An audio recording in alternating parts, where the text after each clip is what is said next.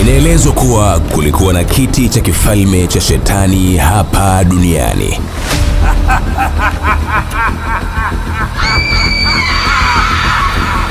Kiliitwa Satan's Throne. Kiti hicho cha kishetani kilikuwa sehemu gani hasa? Historia inaonyesha kuwa lilikuwa ni jina la madhabahu ya kipagani ya jiji la kale la Pergamon, sehemu ya Asia ndogo ambayo ndiyo Uturuki ya leo. Madhabahu hayo yalijengwa kwa ajili ya mungu wa Kigiriki aitwaye Zeus na yakawa alama ya nguvu za dola ya Roma chini ya mtawala Augustus. Kulikuwa na ushetani wa kutupwa huko.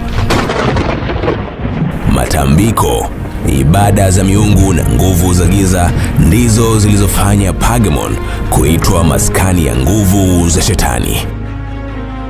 Kwa wanaosoma Biblia tukufu, kitabu cha Ufunuo 20 mstari wa 1 hadi wa 3 kinaeleza kuwa Yohana alimwona shetani akifungwa kwa minyororo na kushushwa duniani. Qur'an takatifu nayo inasimulia hadithi ya Iblis, kiumbe wa moto aliyepewa nguvu na uwezo mkubwa, lakini wivu wake kwa Adamu ukamfanya akaikaidi ya amri ya Mola wake, na matokeo yake akafukuzwa kutoka mbinguni. Na sasa kwa mujibu wa maandiko yote mawili, Ibilisi au shetani yuko hapa duniani akisubiri adhabu ya siku ya mwisho, huku wakiendelea kufanya yake. Lakini Pergamon sio eneo pekee lililowahi kuhusishwa na ushawishi wa giza. Yako mengine kadhaa ambayo leo utayafahamu kwa kina. Stori moja leo inakuletea maeneo matatu ambayo kwa karne nyingi yameaminika kuwa makazi ya nguvu isiyoonekana, maeneo ambayo simulizi zake zimeitisha dunia nzima kutokana na dhana ya kuwa ndipo yalipo makazi ya shetani hapa duniani. Mwandaji na msimulizi wako ni mimi, ndugu yako wa karibu, Harun Tambwe, na hii ni Stori Moja.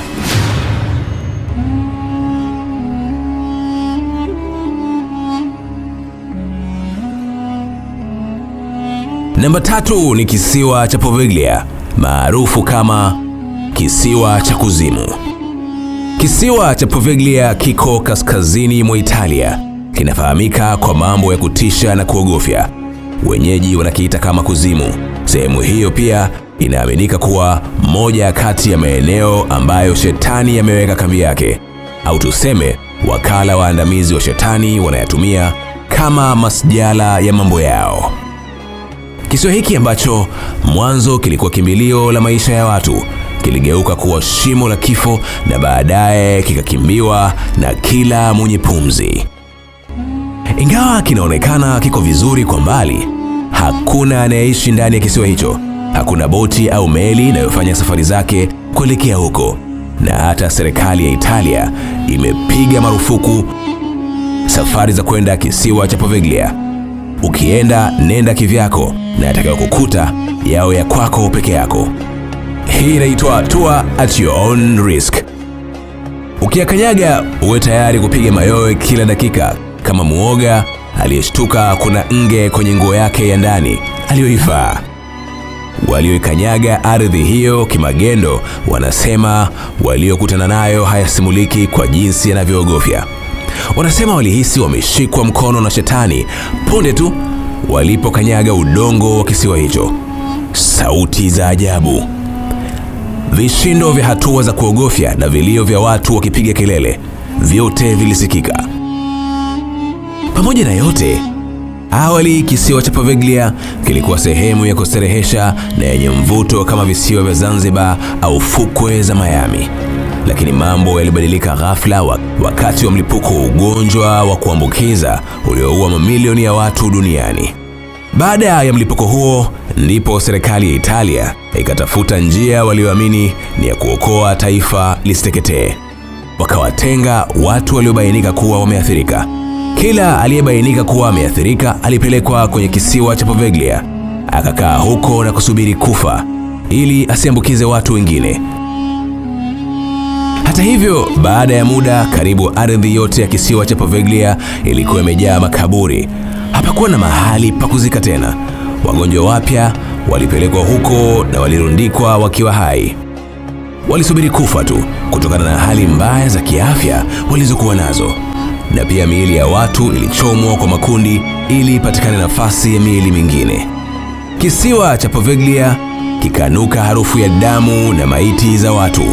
Wanahistoria wanasema ilikuwa sehemu ambayo iliaminika ardhi yake nusu ni udongo na nusu ni majivu ya miili ya watu. Shetani akaweka kambi.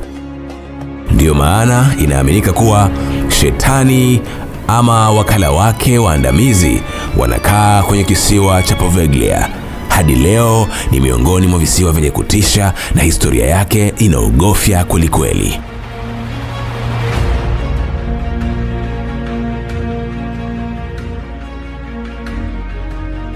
Namba 2 ni Bangar Fort, India. Ngome ya Bangar. Hii ni moja kati ya sehemu zinazoaminika kuwa na ushetani wa kutupwa. Hili ni jengo ambalo lilikuwa ngome ya kifalme. Lilijengwa katikati ya karne ya 17. Liko katika jimbo la Rajasthan nchini India. Jengo hili linazungukwa na vilima na uoto wa asili wa aina yake. Ingawa kwa kuliangalia kwa mbali pia linavutia mno. Hii ni sehemu ambayo inaaminika kuwa na ushetani na hakuna mtu anayeruhusiwa kulitembelea punde tu giza linapoingia. Hili linatajwa kuwa ni jumba la mizimu. Ukiingia tu hakikisha kiza hakikukuti hapo, la sivyo utaliwa kichwa na viumbe wasiojulikana. Nyuma ya pazia kuna simulizi ya aina yake kuhusu uchawi na laana zilizoliwekea ushetani jengo hilo la kifalme. Na sasa ni makazi ya shetani na kila anayeingia baada ya kiza kutanda hatafanikiwa kutoka. Lakini India kwao, eneo hilo pia ni sehemu ya chanzo cha kipato cha nchi, kwani watalii kutoka kila kona ya dunia humiminika karibu na eneo hilo kwa ajili ya kushuhudia. Binadamu bwana, hata hapa panapotisha kuna ushetani, yeye panamvutia. Kwa nini shetani akae hapa? Ndio maana wanasema wakati mwingine hata shetani mwenyewe anatushangaa binadamu. Unaambiwa mapenzi yanarani dunia. Sasa mapenzi ndiyo chanzo cha ushetani wa eneo hili.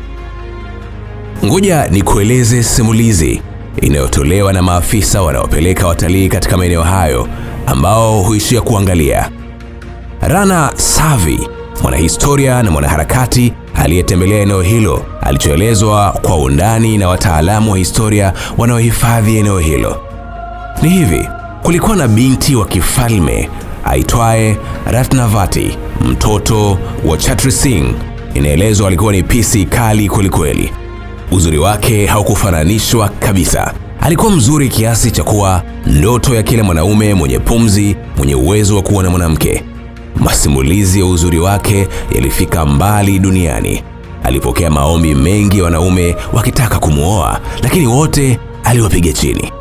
Alikuwepo mchawi mmoja maarufu sana aliyeitwa Singya. Mapenzi yakamzidia. Kama ilivyokuwa kwa wanaume wengine, naye alizama kwenye penzi na Ratnavati. Alikuwa na nguvu za ajabu na aliyejiamini sana kutumia ndumba. Yeye aliapa kumroga hadi aingie kati.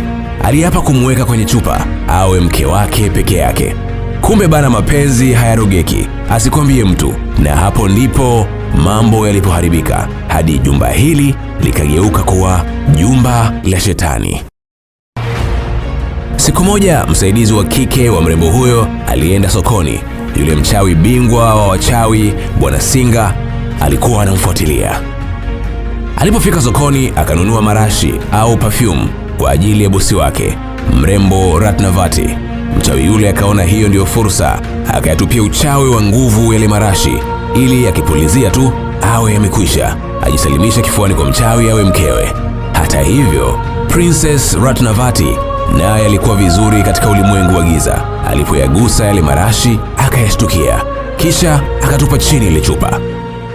Chupa ikageuka jiwe lililochongoka na kumfyatukia yule mchawi, likamchoma na kumuua.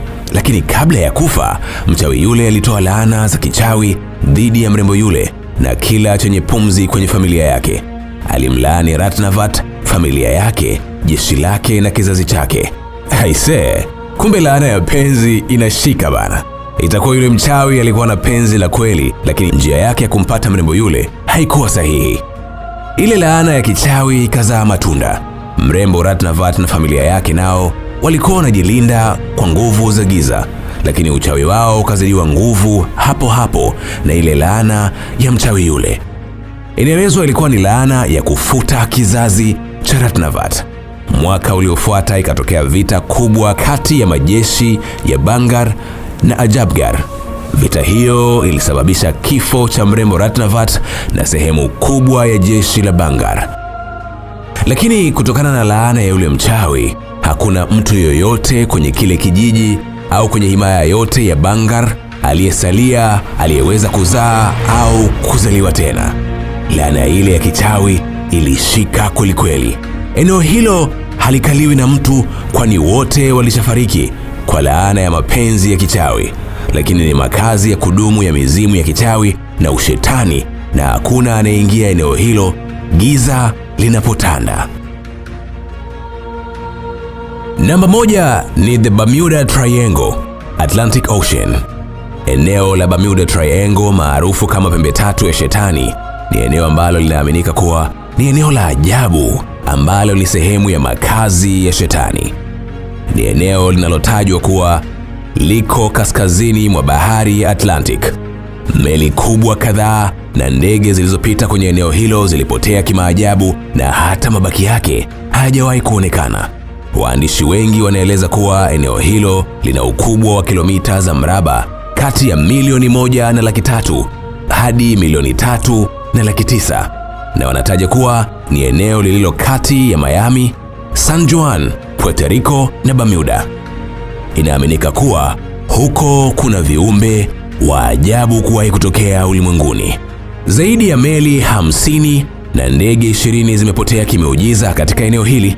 Inaaminika kuwa Disemba 5 mnamo mwaka 1945, kundi la ndege 5 za kivita za Marekani zilizopewa jina moja la Flight 19, zilizokuwa za kisasa na ndege za kipekee duniani, zikiwa na uwezo wa kufanya mashambulizi ya anga ya mabomu, zilipotea kabisa na hazijawahi kuonekana baada ya kuruka katika eneo hili la Bermuda Triangle au pembe tatu ya shetani.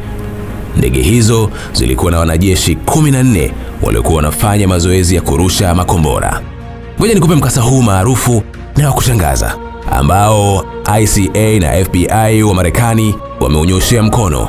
Hii ni kwa sababu serikali haiwezi kuchunguza uwepo wa shetani kwenye eneo fulani, kwa kuwa shetani sio kama gaidi wa kumsaka kwa bunduki, yaani kama unamtafuta Osama bin Laden Afghanistan na Pakistan.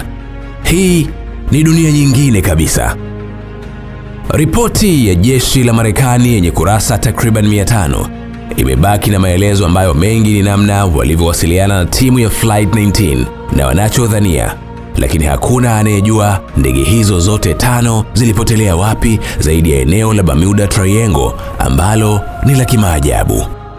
Inaelezwa kuwa ndege hizo ambazo ndani yake alikuwepo rubani mwenye uzoefu wa hali ya juu, Lieutenant Charles Calorie Taylor, akiwa na uzoefu wa kurusha ndege za aina hiyo wa saa 2050 na alikuwa mkufunzi wa marubani wengine wa jeshi.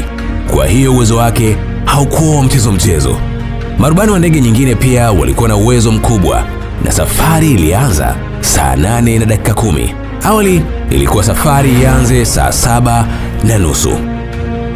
Ndege hizo za kivita zilizokuwa zimejazwa mafuta ya kutosha hazikuwekewa saa, kwa kuwa ilikuwa sehemu ya mafunzo ya jinsi rubani anavyoweza kupambana na tatizo la kutokuwa na saa endapo itaharibika akiwa kwenye uwanja wa mapambano.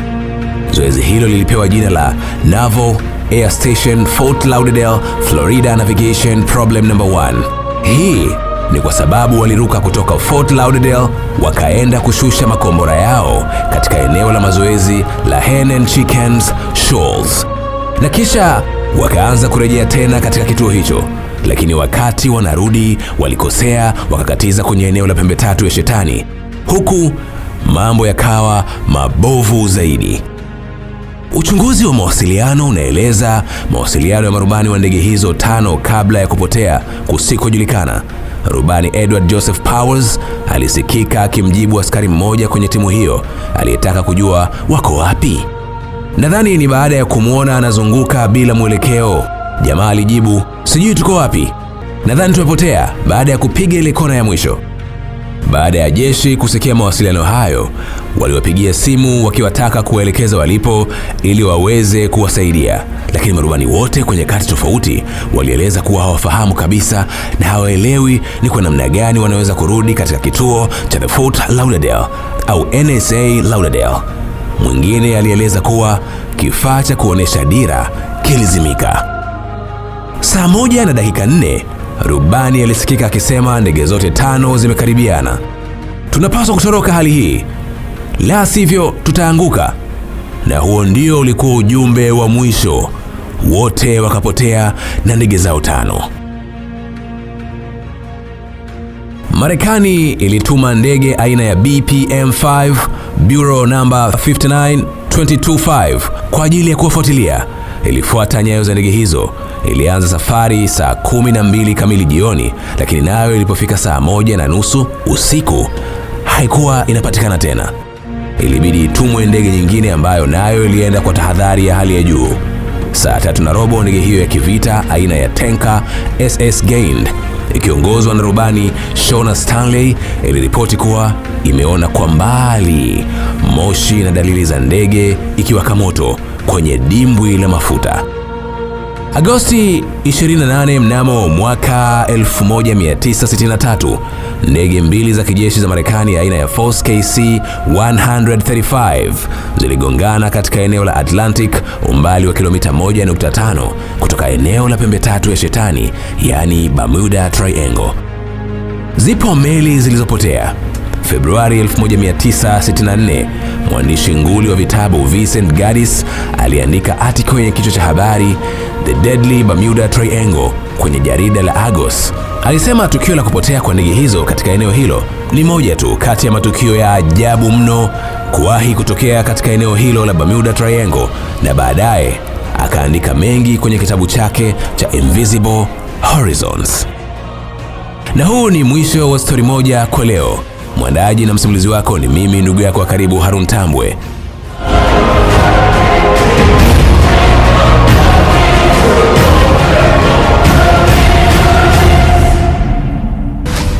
Hii ni Story Moja ya Crown TV. Ngoma inogile. Usikose kuangalia Story Moja kila siku ya Jumatano saa 2 kamili usiku, na marudio ni kila siku ya Alhamis saa 6:30 mchana na Jumamosi saa 8 kamili mchana hapa Crown TV.